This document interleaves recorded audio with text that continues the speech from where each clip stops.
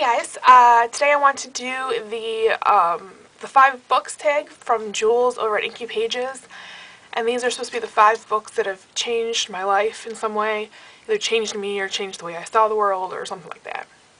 And I can't say that I really have 5 books that have like completely changed my life, but there are ones that have done things for me, I guess. The first book I'd have to, I guess I didn't really rank them, but number 1 is One for the Money by Janet Evanovich, which the book itself is definitely not life-changing. It's just a funny, quick mystery humor thing. But I used to read a ton when I was little. Like, I was always reading. I read a bazillion books. And then somewhere through high school, I stopped. I was doing other things. I was online all the time or with my friends. And in college, I picked up Janet Evanovich because I was actually kind of in this book club thing, or joining one run by a wrestler, Lance Storm, that I liked. And on his website, he liked to read. And so he was trying to start this like book club. I wonder if he still does it. But anyway, like one of the first books was One for the Money by Janet Evanovich. And so I got it, not knowing what it was and just reading it. And I liked it so much, and I just flew through it. It really is what kickstarted me getting back into reading. I had stopped for so long, it just never really occurred to me to pick up a book when I had the computer, or I had my friends, or I had the TV. And so it just reminded me of how much I loved reading and what good books were out there, and that, just kind of got me started back to where I am now.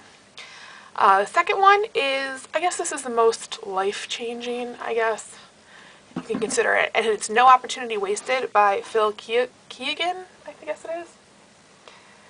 And this is just one of those inspirational books about, kind of like Yes Man, about saying yes to opportunities and going out and doing things and not staying in your own little bubble, which is totally what I do. I do not like adventure or risk-taking or really doing much of anything, generally, if left to my own devices. So this was just a really good, kick in the butt to go out and do things, and if people ask you to go somewhere, just say yes, because it's a life experience. It'll be good for you. You never know what can happen.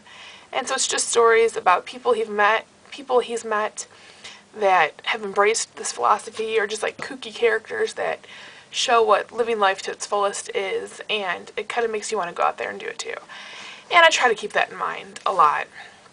And I guess no opportunity wasted is kind of my little like mantra I try to keep in mind, I guess. Not that it works a lot of the time, but it's good to remember, and it's a good philosophy, I think, about just enjoying yourself and, doing what you can to really enjoy life and get your money's worth out of it, I guess it would be. Text message, Twitter.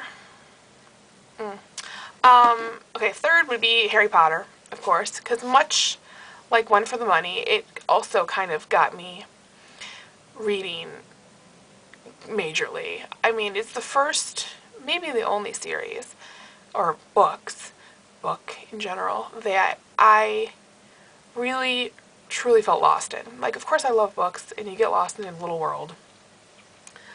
But it's the only one that I feel like I'm just in that world. Like, I could just plop myself in there, and my world is gone, and I'm completely in Harry Potter world. I'm sure if you're a Harry Potter fan, you know what I mean. Like, no other books can really capture that feeling that you're there and that these people are your friends, or you know them, and you know every inch of this world they live in. I mean, it's just different. There's just like all other books, and then there's Harry Potter. It's just not just books. I don't really know how to explain it, but they're not just books. They're like a whole separate entity, and they're just them, and they're amazing. So, yeah, I hope that made sense. It probably didn't. Number 4, I guess, would be the Sandman series. It's just so different, and they were the first comics I'd ever read, and they kind of opened up the world of comics and graphic novels and that kind of stuff, and also introduced me to Neil Gaiman, who was one of my absolute favorite authors. So, yeah, again, not real life-changing, more like my reading life. It changed. It showed me because you always think of comic books as, well, I always did, as, just something like little nerds read, and they were stupid stories about superheroes, which I totally love now. But this showed me that they weren't all about superheroes. It wasn't all Superman and Batman and Spider-Man. There was this whole other side to comics where they could be serious and they could be crazy and they could be like beautifully drawn, and it was just, yeah, it blew my mind like that this was out there and I didn't know. So The Sandman is awesome is the moral of that story.